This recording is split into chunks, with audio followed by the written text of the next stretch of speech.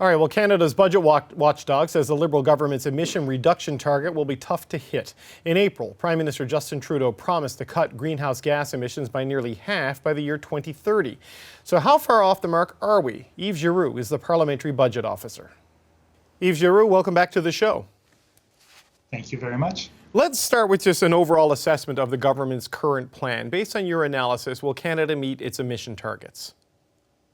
Well, based on the policies that we have seen from the government, it's very likely that the government will also need, in addition to carbon pricing of $170 per ton by 2030, it will also need non-price policies such as regulations, subsidies, tax credits, and tax deductions, which the government has already mentioned.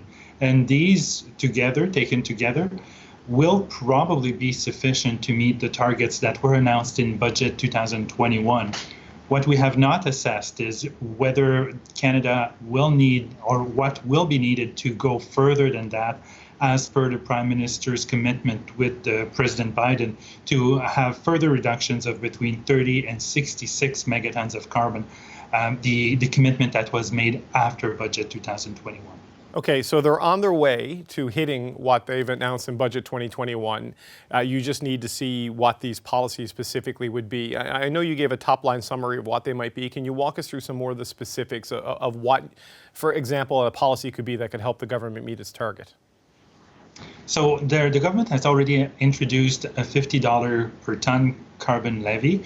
It will rise to that level by 2022. It's also announced that it will increase the carbon levy by an additional $120 per ton of carbon to a total of $170 per ton of carbon emitted in 2030. And the government has already also announced other non-price measures, as we call them. So subsidies for home retrofits, subsidies for the purchase of electric vehicles, clean fuel standards, and a plethora of other smaller, lesser-known measures.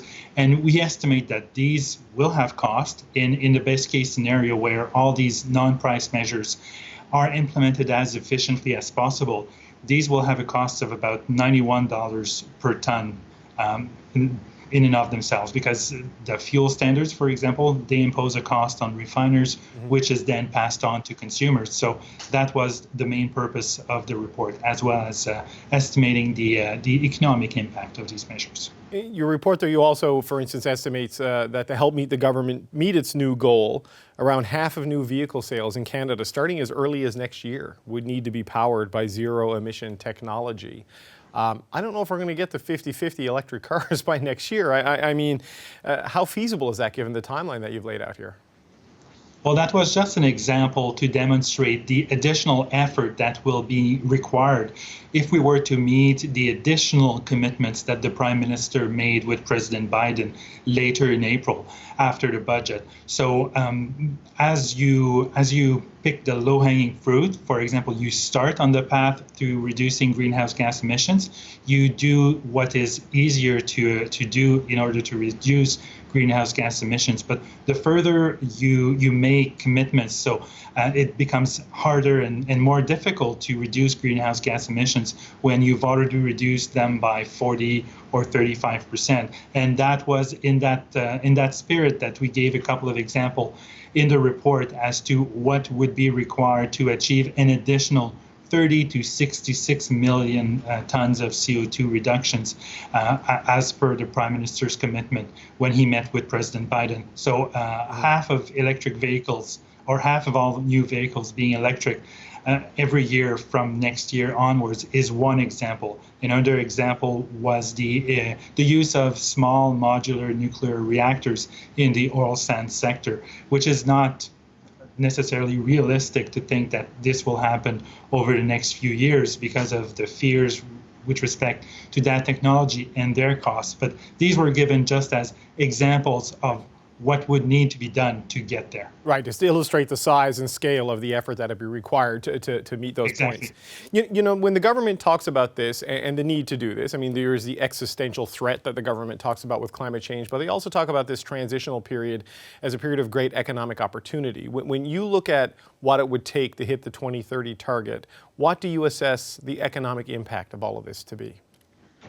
So we assess the impact to be 1.4% of GDP, negative impact of 1.4% of GDP by 2030, with about 0.8% of that negative impact being due to the carbon levy and the output-based pricing system. So the pressure that will be put on large emitters to reduce their own emissions, and 0.6% being the non-price measures, so the subsidies, the regulations, and the tax preferences that will be necessary to achieve the 468 megatons target by 2030.